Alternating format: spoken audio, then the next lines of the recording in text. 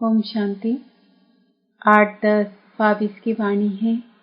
मीठे बच्चे, तुम्हारी पढ़ाई बुद्धि की है। बुद्धि को शुद्ध करने के लिए प्रवृत्ति में बहुत युक्ति से चलना है। खान पान की परहेज रखनी है। प्रश्न: ईश्वर की कारोबार बड़ी वंडरफुल और गुप्त है, कैसे? उत्तर: हर एक के कर्मों का हिसाब किताब चुकतू करवाने की कारोबार बड़ी वंडरफुल और गुप्त है।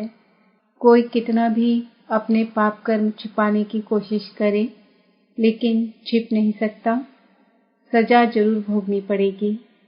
हर एक का खाता ऊपर में रहता है, इसलिए बाप कहते हैं बाप का बनने के बाद कोई पाप होता है तो सच बताने से आधा माफ हो जाएगा, सजाएं कम हो जाएंगी। छिपाओ मत। कहा जाता है कख का चोर सो लख का चोर। छिपाने से धारणा हो नहीं सकती। ओम शांति। किसकी याद में बैठे हो? बच्चे समझते हैं माता पिता बाप दादा अभी आएंगे, आकर हम बच्चों को अपना वर्षा देंगे। बाबा से हम फिर से 5000 वर्ष पहले मुआफिक स्वर्ग का वर्षा ले रहे हैं। यह तो हर एक के दिल में होगा ना। अभी इस नर्क रूपी बम्बोर को आग लगने वाली है। तुम्हारा इस दुनिया वालों से कोई भी ताल्लुक नहीं है। तुम्हारे लिए ज्ञान भी गुप्त है तो वर्षा भी गुप्त है। लौकिक पाप का वर्षा तो प्रत्यक्ष होता है। बाप की यह जायदाद है। आंखों से देखते हैं, बाप को भी देखते हैं और वर्षे को भी देखते हैं। अब हमारी आत्मा भी गुप्त है। इन आंखों से न आत्मा को न परमात्मा को देख सकते हैं। लौकिक संबंध में अपने को शरीर समझ इनको भी इन आंखों से देखते हैं और शरीर देने वाले बाप को भी देखते हैं। टीचर गुरु को भी देखते हैं। यहाँ तो यह बाप टीचर गुरु सब है गुप्त। बच्चे जानते हैं हम आत्माओं को अब ज्ञान का तीसरा नेत्र मिला है। आगे तीसरा नेत्र नहीं था। आत्मा सोई पड़ी थी। अब आत्मा को जगाते हैं तो आत्मा भी गुप्त है। जैसे आत्मा आकर शरीर में प्रवेश करती है, वैसे शिव बाबा भी इस शरीर में आकर के हमको फिर स्वर्ग का मालिक बना रहे हैं। बुद्धि भी कहती है हमने अनेक बार बाप से वर्षा लिया है, आधा कल्प के लिए, फिर आधा कल्प गंवा देते हैं। अब फिर से हम श्रीमत पर अपनी राजधानी स्थापन कर रहे हैं।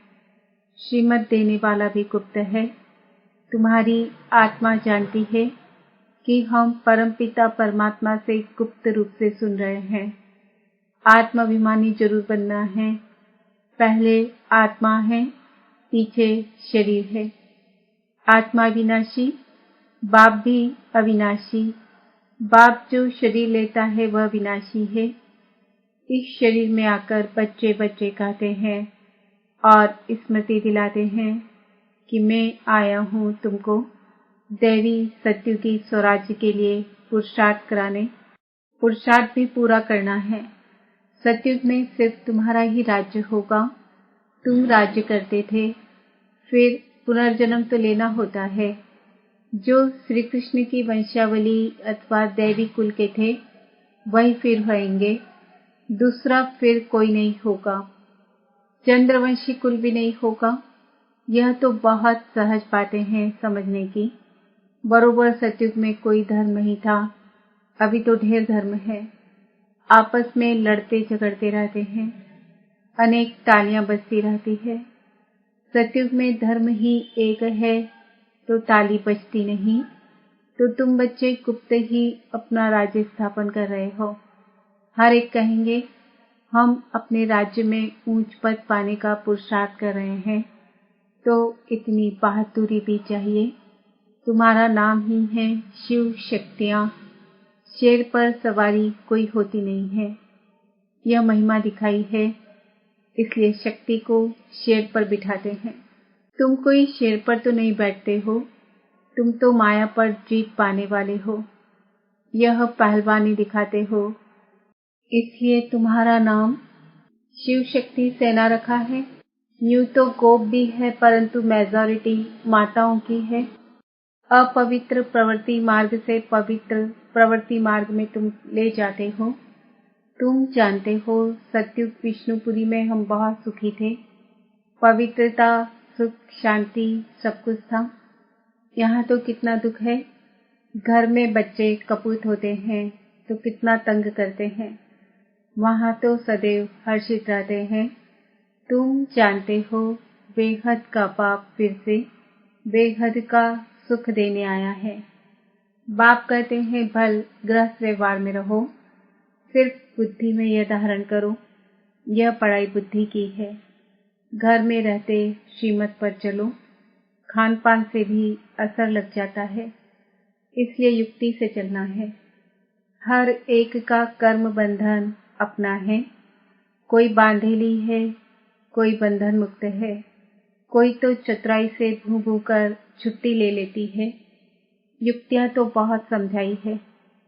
बोलो, बाप का फरमान है, पवित्र बनो। मैं तुम्हें भक्ति का फल देने आया हूँ, तो जरूर भगवान की मत पर चलना पड़े, तब ही बिगर सजा खाए हम मुक्ति जीवन मुक्ति को पाएंगे। जन्म जन्मांतर का बोझा सिर पर है।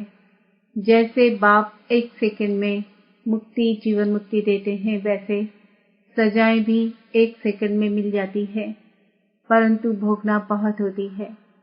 जैसे काशी कलबट खाते हैं तो वह थोड़े समय में बहुत सजाएं खाते हैं, परंतु हिसाब किताब चुकतू हो जाता है। तुमको तो बिगर सजा खाए हिसाब किताब चुकतू करना है, इसलिए ऐसा पुरुषार्थ करना चाहिए जो सजा न खानी पड़े। बाबा को याद करना अच्छा है। विनाश भी सामने खड़ा है। विनाश काले पांडवों की प्रीत बुद्धि। बाप ने सन्मुख आकर प्रीत रखवाई है। बाकी औरों से प्रीत रख क्या करेंगे, वह सब खलास हो जाने हैं। एक बाप को याद करने का हड्डी पुरुषार्थ करना है। बाहर से करके मित्र संबंधियों से खुश खैरापत पूछी जाती है, परंतु दिल एक बाप से। जिस्मानी आशिक माशूक घर में रहते एक दो को याद करते हैं। तुम आशिक बने हो शिव बाबा के, वह तुम्हारे सन्मुख है, वह तुमको याद करते, तुम उनको याद करो। शिव बाबा इस शरीर में आकर आत्माओं की सगाई स्वयं से कराते हैं। इसको कहा जाता है आत्माओं का परम पिता परमात्मा के साथ कल्याणकारी मेला। तुम ज्ञान गंगाएं हो। ज्ञान सागर बाप एक है। बाप को याद करने से विकर्म विनाश होंगे। बाप और कोई तकलीफ नहीं देते, सिर्फ पवित्र रहना है। काम महाशत्रु है, इन पर जीत पाने से तुम श्री कृष्णपुरी के मालिक बनेंगे। बाप का फरमान है, पवित्र बनो तो 21 जन्म की राजाई पाएंगे। पतित बनने से तो बर्तन मांज कर रहना अच्छा है, परंतु देह अभिमान न टूटने के कारण वर्षे को भी गवा देते हैं। देखो बाप कितना बड़ा है। पतित दुनिया पतित शरीर में आया है। शिव बाबा को सोमनाथ के मंदिर में पूज रहे हैं, वही बाबा इस समय देखो कितना साधारण बैठे हैं। अब परमात्मा खुद शिक्षा दे रहे हैं, इस पर भी नहीं चलेंगे तो पद को लकीर लगा देंगे। बाप कहते हैं, बच्चे पवित्र बनो। अभी सब भ्रष्टाचारी है। श्रेष्ठाचारी उनको कहा जाता है जो पवित्र रहते हैं। गवर्नमेंट ने सन्यासियों का झुंड बनाया है कि तुम सबको श्रेष्ठाचारी बनाओ, परंतु श्रेष्ठाचारी तो होते ही सतयुग में है, यहाँ कोई हो न सके। पवित्र ही श्रेष्ठ कहे जाते हैं। सन्यासी पवित्र हैं, परंतु फिर भी अपवित्र से जन्म लेते हैं, क्योंकि है ही माया का राज्य। कोई योग बल से जन्म तो लेते नहीं हैं। बाप बच्चों को समझाते हैं, दिल हमेशा साफ रखनी चाहिए, जरा भी अहंकार न रहे। बिल्कुल गरीब बन जाना अच्छा है। बाप है गरीब निवास, वाह गरीबी वाह, गरीबों को साहूकार बनाना है। बाप कहते हैं भारत को गरीब से साहूकार बनाता हूँ। भारतवासी ही बनेंगे और बनेंगे वह जो श्रीमत पर चलेंगे, वही स्वर्ग के मालिक बन सकेंगे। बाप सहज राजयोग सिखलाते ही हैं। श्री कृष्णपुरी अथवा स्वर्ग का मालिक बनने के लिए बाप का फरमान है, पवित्र बनो। और कोई मनुष्य को हम गुरु नहीं मानते। जास्ती खिटपिट होती है पवित्रता पर। किसको मार मिलेगी, घर से निकाल देंगे तो वह क्या करेगी। बाप उनको शरण देते हैं, परंतु ऐसे भी नहीं कि बाबा पास आकर फिर संबंधी याद पड़े और नुकसान करते रहें, फिर दोनों जहानों से निकल जाते हैं। ज्ञान की धारणा नहीं करते तो सुधरते नहीं, पुरानी ही चाल चलते रहते हैं। यहाँ तो कोई भी पाप नहीं करना चाहिए, तुमको तो पुण्य आत्मा बनना है। श्रीमत के आधार पर अपने आप से पूछो, यह पाप है व पुण्य है। बाबा समझाते हैं, जो भी पाप किए हैं वह बाप को सुनाने से आधा पाप मिट जाएगा। बहुत बच्चे बताते हैं, हमने यह किया, यह गुनाह है, फलाने से पतित बने हैं। बाप तो जानते हैं ना कितने विकर्म किए हैं। समझाते हैं, अभी कोई पाप नहीं करो, नहीं तो सजा एकदम 100 गुनी हो जाएगी। फिर धर्मराजपुरी में साक्षात्कार कराएंगे। तुम ऐसे ऐसे पाप करके छिपाते थे, छिप तो नहीं सकता, भल नहीं देखते हैं। वह बाप तो अच्छी रीति जानते हैं ना। धर्मराज के आसपास खाता रहता है। ईश्वरी कारोबार बड़ी वंडरफुल और गुप्त है। कहते हैं ना, जरूर पाप किया है तब दूसरे जन्म में छीछी घर में जन्म मिला है, तो जरूर जमा होता है ना। ऊपर में खाता तो है ना, अभी वह खाता यहाँ है। इससे बाप समझाते रहते हैं कि अब कोई पाप नहीं करना। कख का चोर सुलख का चोर कहा जाता है। समझना चाहिए कि हम बहुत बड़ा पाप करते हैं, फिर पद भ्रष्ट हो जाएंगे। धारणा नहीं होती तो ईश्वरी सर्विस कर नहीं सकते, औरों का भी कल्याण करना है। ऐसे समय बर्बाद करेंगे, पाप करते रहेंगे तो पद कम हो पड़ेगा, फिर कल्प कल्पांतर के लिए वह पद हो जाएगा। इसलिए जितना हो सके पुरुषार्थ करना है। पूछते हैं बाबा के पास क्यों आते हो। कहते हैं सूर्यवंशी राजधानी का वर्षा लेने, तो श्रीमत पर जरूर चलना पड़े। देखना है कि मेरे से कोई बुरा काम व पाप तो नहीं होता है, नहीं तो 100 गुना दंड पड़ जाएगा। फिर दास दासी जाकर बनेंगे। यहाँ इसलिए थोड़े ही आए हो। मम्मा बाबा कहते हो तो नर से नारायण बनना चाहिए ना। विकर धारणा के पद कैसे पाएंगे। मम्मा बाबा कहते भी माँ बाप के तख्त पर ना बैठे तो समझेंगे पूरा पढ़ते नहीं हैं। मम्मा बाबा तो नर से नारायण, नारी से लक्ष्मी बनते हैं ना। तुमको भी बाप वही पढ़ाते हैं ना, तो बाप से पूरा वर्षा लेना चाहिए। बहुत है जो छिप छिप करके पाप करते रहते हैं, बतलाते नहीं हैं। कितना भी समझाओ फिर भी छोड़ते नहीं।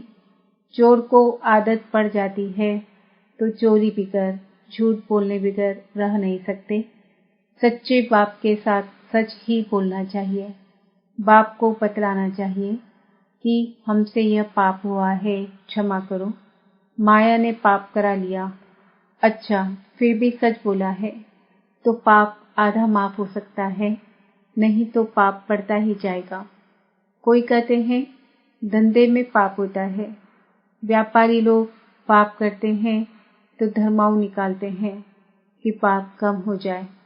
पाप करके फिर पुण्य में पैसा लगा दिया, वह भी अच्छा ही है। डूबी नाव से लोहा निकले, वह भी अच्छा। यह बाप तो स्वर्ग की स्थापना करते हैं तो सब पुण्य में ही चला जाएगा। दान पुण्य करने वाले को मिलता तो है ना। बाप हर एक को समझाते हैं। बाप हर एक बात में मत देते हैं। तो बच्चों को कभी ऐसा काम नहीं करना चाहिए, परंतु माया छोड़ती नहीं है। अच्छी अच्छी चीज देखेंगे तो झट खा लेंगे व उठा लेंगे। ऐसे ऐसे पाप कर्म करने से अपना ही पद भ्रष्ट कर लेते हैं। कई बच्चे पापा पापा कहकर फिर हाथ छोड़ देते हैं। हाथ छोड़ा फिर क्या हाल होगा? माया एकदम ही कच्चा खा लेगी, फिर वह कौड़ी का भी नहीं रहता। नंबरवार तो होते हैं ना। सुखधाम में कोई तो राजा ही करते हैं, कोई फिर साधारण भी होंगे, दास दासियां भी होंगी ना।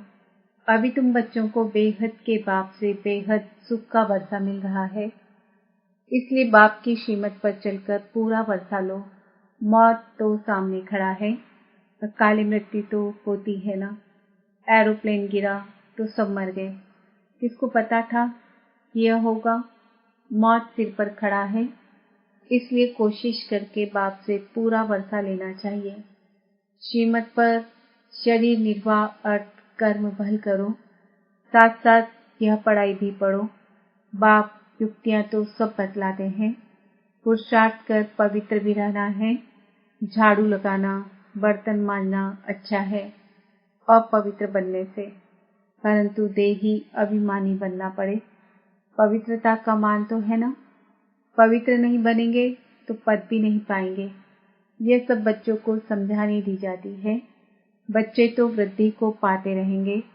प्रजा भी बहुत बननी है। एक राजा को प्रजा तो हजारों के अंदाज में चाहिए ना। राजा बनने में मेहनत है।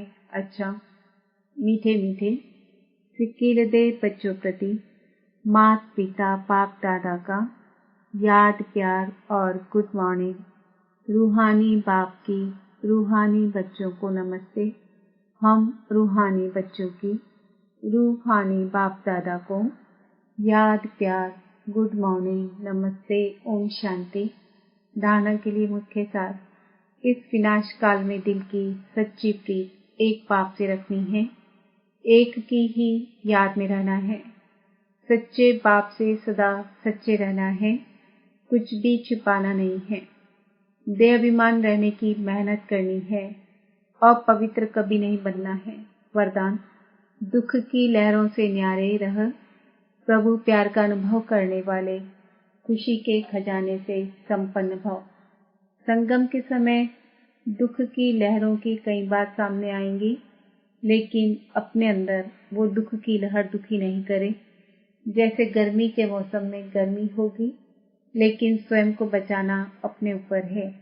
तो दुख की बातें सुनते हुए भी दिल पर उसका प्रभाव न पड़े। जब ऐसे दुख की लहरों से न्यारे बनो, तब प्रभु का प्यारा बनेंगे। जो ऐसे न्यारे और परमात्मा प्यारे हैं, वही खुशियों के खजाने से संपन्न रहते हैं। स्लोगन है, त्रिकालदर्शी व त्रिनेत्री वह है जो माया के बहुरूपों को सहज ही पहचान ले। आज का स्वमान है, मैं आत्मा खुशियों के खजानों से संपन्न हूँ। ओम शांति।